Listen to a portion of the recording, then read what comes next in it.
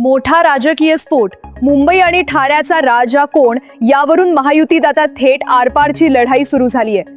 भाजपनं मुंबईत आपल्या वाट्याच्या जागा जाहीर केल्या, पण मुख्यमंत्री शिंदेंच्या बालेकिल्ल्यात म्हणजेच ठाण्यात भाजपनं असा काय खेळ केलाय ही शिंदे गट संतापलाय.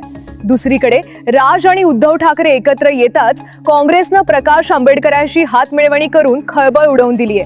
महाराष्ट्राच्या राजकारणात आज रात्री नेमकं काय घडलं, व्हिडिओ शेवटपर्यंत पहा, कारण बंडखोरीचा मोठा बॉम्ब आता फुटणार आहे.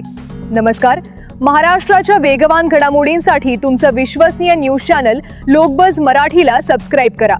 मुंबई महानगरपालिका निवडणुकीसाठी महायुतीचे जागा वाटप जवळपास निश्चित झाले. मुंबई भाजपचे अध्यक्ष अमित साटम यांनी स्पष्ट केले की 227 पैकी 207 जागांवर भाजप आणि शिंदे सेनेचे एकमत झाले. यामध्ये भाजप 228 जागांवर तर शिंदे सेना 79 जागांवर लढणार आहे. मात्र खळबळजनक बातमी ठाण्यातून आहे.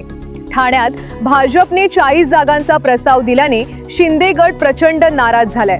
ठाणे हा मुख्यमंत्री एकनाथ शिंदेंचा बालेकिल्ला असताना भाजप तिथे मोठ्या भावाच्या भूमिकेत येऊ पाहत असल्यामुळे महायुतीत मोठी ठिणगी पडली आहे.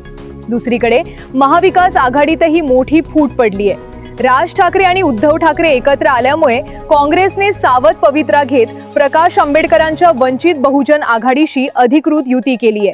मुंबईत काँग्रेस आणि वंचित मिळून 62 जागा लढवणार आहेत, ज्यामुळे दलित आणि मुस्लिम मतांचे विभाजन होऊन ठाकरेंच्या शिवसेनेला मोठा फटका बसण्याची शक्यता आहे.